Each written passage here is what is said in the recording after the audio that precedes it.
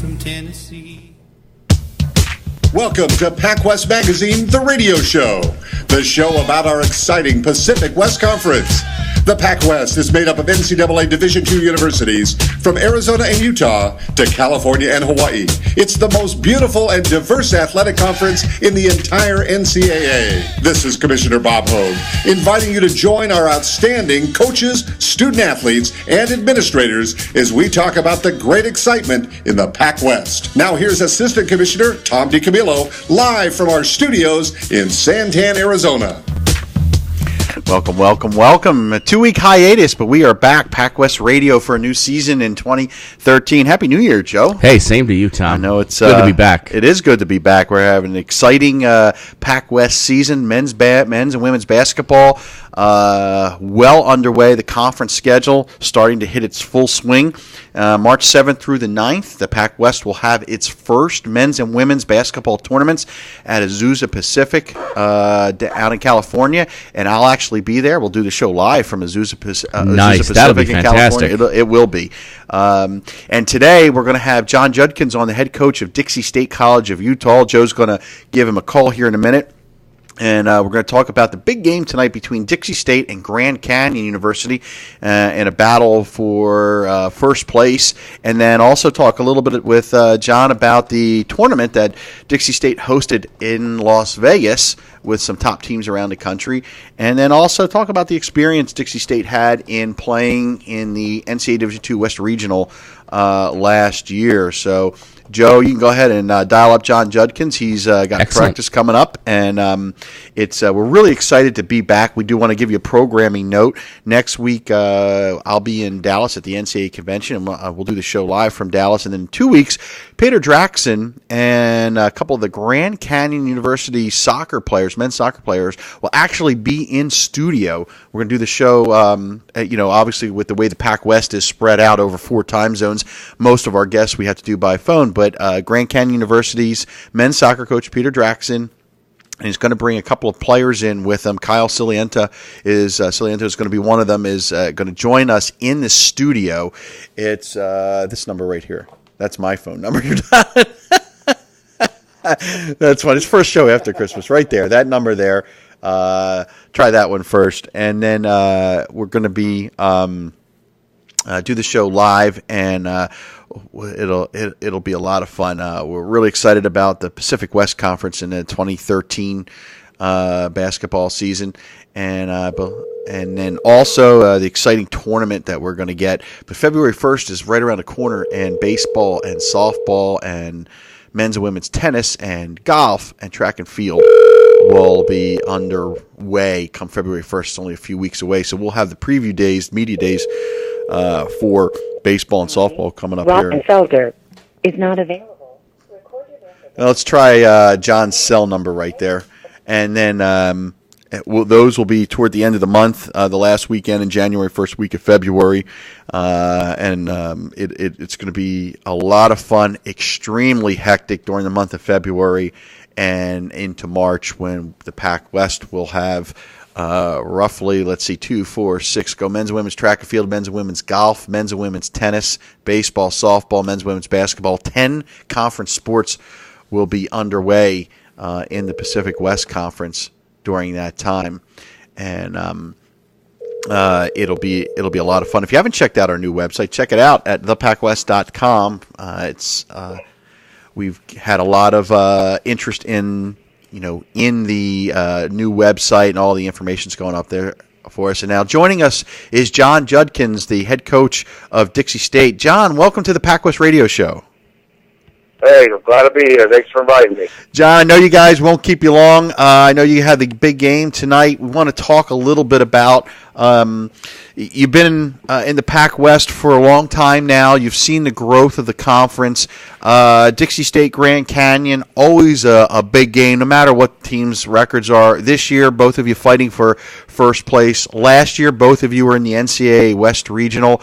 Can you kind of give the people that are listening sort of a flavor or an idea of what a Grand Canyon Dixie State game is like, and when it's played in St. George? What's the crowd like, the atmosphere?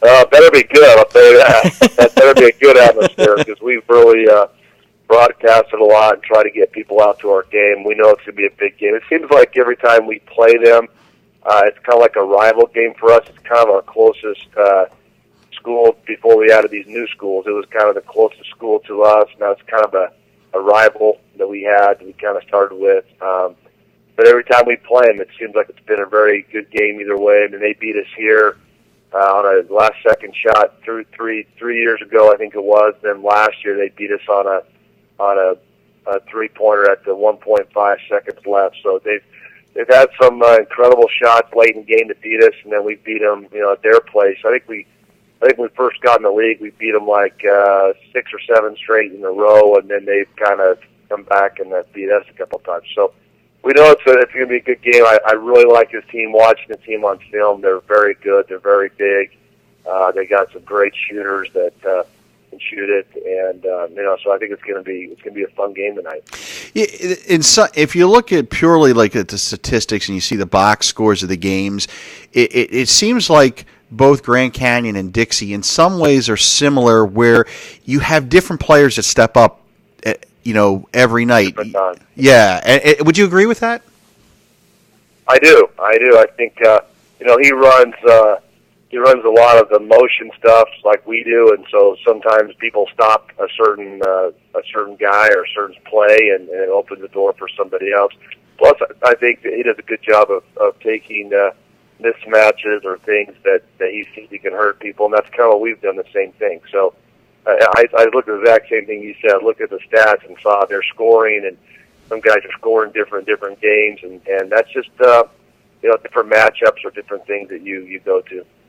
As a coach, obviously there's teams, even in our conference now, you'll have somebody that scores 25, 30 points a game. But as a coach, do you like the ability to have multiple players? It makes it harder for a team to defend because you can't focus on one guy?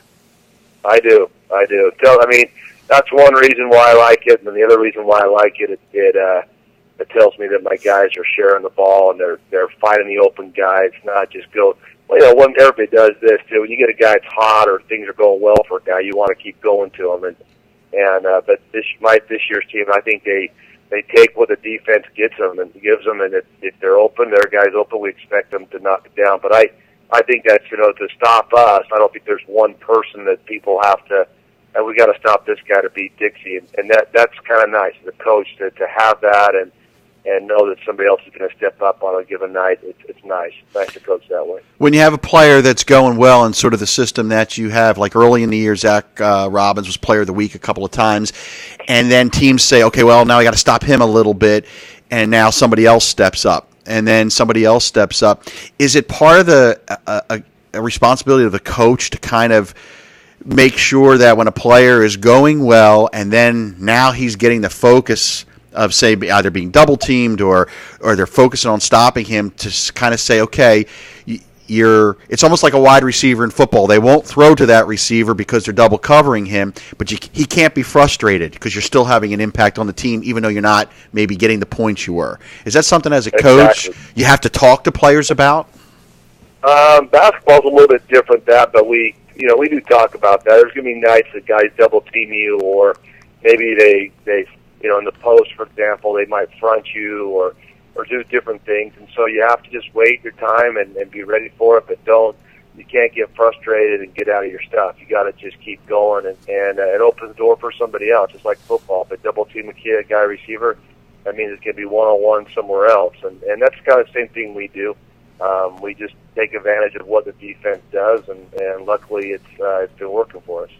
I want to talk a little bit about last year. Both you and Grand Canyon got into the West Regional up at Western Washington. Western Washington ultimately won the national championship, so that was arguably the toughest regional to play in last year. But how important was it for Dixie State, for you coming in this year, to get that experience? And then take a step back further, how important was it for the league to be able to showcase a couple of teams in a tournament like that? Oh, I love that. To me, honestly, we should have 3 teams in that tournament last year. I think us and BYU, Hawaii should have gone as well as Grand Canyon. I think Grand Canyon got hot at the right time, and I think that's what the NCAA was thinking. But BYU a record, or BYU had the same record, a better record than them. So I think we should have got 3 in. The thing that hurt us was Billings, Montana. They got in because they won their tournament. You know, with us not having a tournament, I think that hurt us a little bit because they got 4 teams in from the GNAC, and you know, I think that's tough. So this year will be interesting to see what we do with our tournament. Is a team going to get in that maybe wouldn't have got in unless you had a tournament? That's going to be very, very interesting to see what happens. But you know, Grand Canyon, I thought the West region, like you said, I think that was the best region. It showed that with Western winning the whole thing. You know, we've never made it past the Sweet 16 or gone to the next region thing. But everybody that has done that in the West has done very well, and they're telling us that our region is one of the toughest regions out there. If you can get past the West region, you got a pretty good chance to win it, or at least play the championship game. In the last 3 years or 4 years, it's been that way, and so it's nice to know that, hey, we're right there. You just got to make a couple more plays, or be a little tougher on a rebound or whatever, and then you can maybe get there. When I was on the East Coast and in the school I was with at Westchester, we were in the Atlantic region or the Mideast region or the East region. The reputation even then was how tough the West region was. And now you look at what the PacWest has done by adding these schools. It really has. It's going to be a lot tougher in 2 or 3 years when schools like California Baptist and some of these other ones are eligible for the NCAAs. Oh, I totally agree. I think it's, I mean, our league is, you know, people kind of, when we first got in the league, they didn't respect the PacWest very well. They kind of thought we did some dumb things, and we didn't have really a lot of good teams. Now with adding these teams, and then with ourselves, with Grand Canyon, BYU has always been pretty good. But I think people are starting to see that the PacWest is a lot better than what they thought it was. And then by adding these new teams, the Cal Baptist, and Azusa's, the Fresno Pacific, those kind of teams, I think it's going to make us even look better, and people are going to realize that the PacWest is pretty good. How important was it for your team and the players that were coming back to get that experience, even though you guys lost in the regional, just to have that experience and now to be able to come back this year? Well, we use that. I mean, like when we lost up there to Seattle Pacific last year, first game, we used that as a motivation. Hey, we got here, but we didn't do anything when we got here. I mean, our goal is to get there, but we got to do some damage there. And I thought the year before we kind of did that. Our first year we went there, we did the same thing. We lost our first game, and then the next year we get back and win 2 and play in the Sweet 16. And that's kind of what we hope we're going to do this year. I mean, we played it. It's all about matchups, and it's all about how you're playing at the time. And we lost our last 2 games of the season before going to the tournament.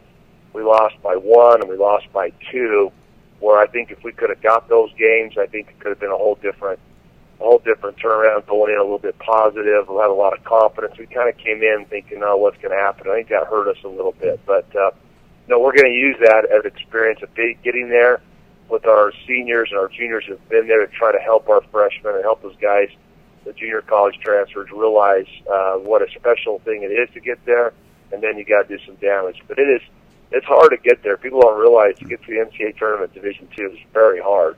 And with only doing the 8 teams in the West, it's not as. I think it's harder to get in Division II than it is to get in Division I. I think once you get there, I think you got a better chance of maybe winning it than Division I. But I think it's harder to get into the big dance Division II way. Do you think with Dixie State and in some respects Grand Canyon that having that experience last year of going to a regional now helps you with the players that are coming back of going into the PacWest tournament, because none of the teams that are going to be eligible for the PacWest tournament this year have played in tournament situation for years? Yeah, I hope that's going to be an advantage for us. We're going to try to do that. I mean, it's going to be nice to have everybody I've talked to who does tournaments. Some guys like them, and some guys don't like a conference tournament. Some of the ones that don't like them, they want to have that week to kind of rest and practice, not as hard, and kind of get ready for the NCAA tournament. And other people who are on the bubble of getting in love it because it gives them a chance to win it and go in, just like Billings did. So I think the tournament's going to be a lot of fun. It's going to be something new. The hardest part, I think, for us is how we're going to seed it. What's the fairest way of seeding the tournament so that maybe the best team has the best chance to win it. But I think it's going to be a lot of fun. I'm excited to see how it goes. How important, with the PacWest tournament, it'll be 3 games in 3 days for some teams if they survive, with the top 2 getting byes. Obviously, the regional is 3 games over 4 days where everybody would play as long as you kept winning. How important is the 1 and 2 seed in a tournament like this for the PacWest, where if you're a 3 through a 6, you're going to be playing 3 straight days? Yeah, I think it's harder to play 3 states. I think there's positives either way. I think if you have a bye the first round, it's nice because you only have to play 2 games in a row. But sometimes playing that first game, getting those little jitters out of you is kind of a good thing, to get in there and have a first game right off the bat and play. So I think there's good ways both ways, but I think it's tougher to, like you said, play 3 straight games. We try to schedule this year some tournaments, at least 2 games in a row back to back, just to kind of get used to that and try to see where our guys at. Because it's hard when you get banged up that first night. It's tough to come back and play well that second night. So it's something that you try to put in preseason to get used to it. But again, you can never be exactly what you want, because the conference tournament is a lot different than a Thanksgiving tournament or a Christmas tournament. It's going to be a lot different. So let's talk a little bit about the in-season tournaments. You guys hosted a tournament in Las Vegas. Can you tell the fans about that, how that came about, and what that experience was like? Oh, it was great. It was a lot of fun. For some reason, we have a hard time getting teams to come to our gym and play in the tournament. So we decided to try it down in Las Vegas. A lot of people would like to travel to Las Vegas and have some fun down there. And so we tried the first year this year, and we had great success. The team signed up really quick, and we've already got it for next year. I think we got all of our teams ready for that too as well. So it's something new that we're trying, but I think we're getting good teams in there. It's a great place to play. The hotel situation, the food situation, it's ideal. You don't have to drive around. Everything's right there to walking distance. And the teams we brought in, they loved it. So it's a good tournament. You brought good teams in. It's right before the break, which a lot of guys are thinking about going home for Christmas, and it's easy to get a flight out of Vegas to wherever their destination is. So it kind of worked out pretty good all the way. And we hope we can keep going. And the other reason why we did it, we wanted to see what Bob and the rest of PacWest thought about maybe eventually having our PacWest tournament there, because it's kind of a neutral site. It's an easy place to get there. If we can afford it, it's a key. If the Orleans would give us a good deal on the rental of the gym, I think it's a great place to have the tournament in the future. But most of the Division Ones are going there now. I think if they got something they like, and I think it could be good for us as well. It's were your fans excited about it? I mean, I know that you guys do pretty well. One of the better draws in the conference with your home games, but it's not that far of a ride to do something like that and go to Las Vegas. Yeah, our fans were about. I mean, we didn't obviously have a lot of students go down because we were on break. They all went home. That's kind of a tough part of the students, but the community supported it pretty good. And I'll tell you, I was impressed with the other teams we brought in, with Central Missouri and Pittsburgh State. They brought a lot of fans in from there that they're with, just because getting to Vegas and having a little vacation, it draws a lot of people that way. So I think it could be very good tournament. You think the timing right before the holidays is good because it's a downtime? People can take off from work, come see their kids play. To me, it'd be the second best time of the year to do it. I think it's a good one to have because everybody's not having any league games, so it's nice to have one right before the break. You always want to play a couple good teams before you go on Christmas break. That's one. The best time to have it, we've talked about it too in the future, is maybe doing it maybe more in November, like that first opening weekend. Mm-hmm. If we could do it then we could have a good chance to exempt the games, meaning they don't count unless you want them to count. And with us having 20 conference games next year, that's going to bring a lot of interest to teams to come in and hopefully play 3 games or 2 games and not count them early in the year, kind of like the Disney Classic. Gotcha. Kind of the same idea. Have you guys ever played? You guys played in Disney before? We did, yeah. We did it, I think 2 years ago or 3 years ago, I think it was, which is great. I mean, it's a great thing, a great tournament.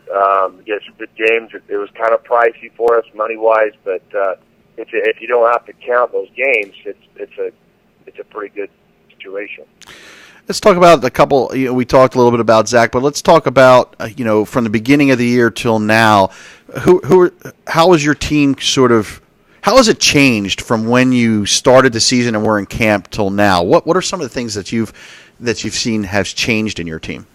Well, Zach's been a big part of that, just because he just got home off his LBF mission, and his legs were not there. He's finally kind of getting back into shape, and some of our newcomers, our freshmen, our JC transfers. I mean, it just takes them a little bit longer to understand Division II basketball and how good it is and how physical it is, and so I think we're seeing it starting to gel a little bit more. Those games early in the year, it just takes a lot of time to know your role and know what to expect in this conference. So I think that part is getting a lot better.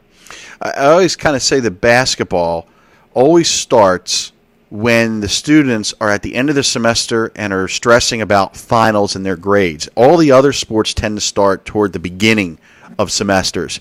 And I guess that's part of it that people don't think about, because they're trying to plan to play when at the same time they're studying for finals. You probably see a big difference once they come back in January or once that first semester is over.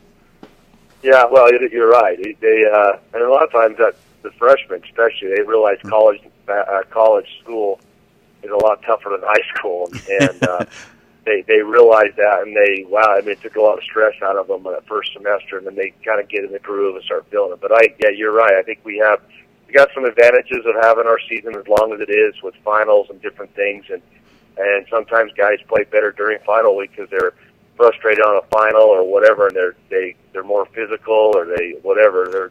But I think it's an advantage too as well. They take it out on the court. There you go. They do. That's a great thing. So I don't have your schedule in front of me, but you're coming up. Do you guys have a long road trip coming up? We leave tomorrow to go to Azusa. So we play tonight and leave first thing in the morning to head that way. And then the next 2 weeks we have one game every week. So it's going to be nice to have that little one game a week to have 2 or 3 games in a week. How with the new teams, and I know you got to go here in a minute, but with the new teams, have you had to adjust your sort of mentality or your planning or your scheduling in just getting to those locations because of having new schools in the conference? Yeah, it's just different. It's just different things you're not used to, and we try to keep everything the same. When we travel the same. We leave at certain times. We try to practice at certain times and eat at certain, all those kind of things. You're trying to plan. So when you go to a new school, it just takes you a while to find out what's around. I mean, hotels are a dime a dozen, but you want to find ones that are close to a lot of food places, or it just takes some time to find it and find comfortable. In Hawaii, for example, when we started trading hotels every year until the last couple of years, we finally found one we really like, and there's a lot of things to do right around there, and so that's kind of the hardest part about the new teams is that stuff, and also getting used to their gyms and different things that way. But we've only been to one so far, and that was Fresno Pacific, and now we'll find out going to Azusa. But we've been to Azusa before, recruiting and different things, so we kind of know what to expect there. Well, John, I know you got the game tonight. We appreciate you coming and joining us today. Good luck tonight. It's going to be a fantastic game. Sole men's game in the conference tonight. It's the game of the week, and I know people can check it out at the Dixie State College of Utah website. You can check out the broadcast there. So thanks a lot, John. Good luck tonight. Hey, no problem. Appreciate it. Thank you. Thanks. John Judkins, the head coach of Dixie State College of Utah. Big game tonight. Men's and women's big games tonight with Dixie State and Grand Canyon. The games are in St. George.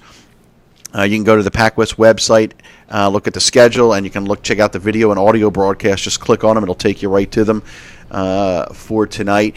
And it'll be an exciting game tonight. The way the PacWest schedule. It's funny, Joe, the conference I came from, it was pretty predictable. You could schedule. We played Wednesday and Saturday. And it might be Saturday night or Saturday afternoon, always Wednesday night. Occasionally a Monday night in conference games. So there was a routine. Every team played the same. But with the PacWest, because of the geography and you're trying to schedule, try not to miss classes, financial, all these aspects that you put in, there's games like every night, which for me is kind of cool because it always keeps the PacWest sort of in the news. Like, there's always something going on. There were games last night, game tonight, there's games tomorrow night, so it makes it really kind of a fun thing that the PacWest is always playing. Nice. You can check it out. Nice. So next week I will be at the NCAA convention in Dallas. I'll do it live. Joe, the sound system sounds great. What did you do here to change this? Brand new phones.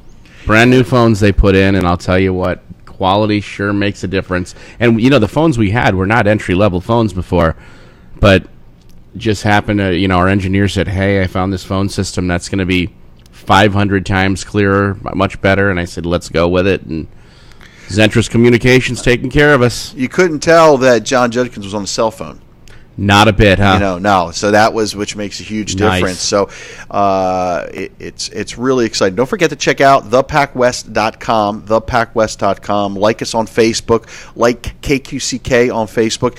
And Joe, from what you've told me, KQCK is the only station, a radio station, that does its video broadcast in high definition in the valley, in the Southwest, as far as I know. That's awesome. And if there's other ones, please call and let us know. And I'll include you in our mention here. That's an awesome thing to have. We have a lot of fun with it, and we're going to have some great guests coming up here over the next couple of weeks. A reminder that toward the end of the month, the end of January and early February, we will have our media days for baseball and softball. PacWest adding this spring, and February 1st is when the spring sports are allowed to compete. Men's tennis, men's and women's track and field, women's golf, all new sports in the PacWest. Wow. This year. So we will have a 10-sport exciting. month of February. There will be a lot going on. And so I get to celebrate my birthday. Actually, my birthday's on February 2nd. We had to call up our groundhog. Remember from last year? Absolutely. We had to call him up. But that's the day that Dixie State comes to Grand Canyon. Nice. Saturday. So for Joe Carrera, I'm Tom DiCamello. Thanks for listening to for PacWest Radio. I almost said CAC I Live, heard the you. other show. For listening to PacWest Radio, we'll catch you next week. And then in 2 weeks, don't forget, Peter Draxton from Grand Canyon University and the men's soccer players will join us in studio in the Santan Valley. We'll catch you next week.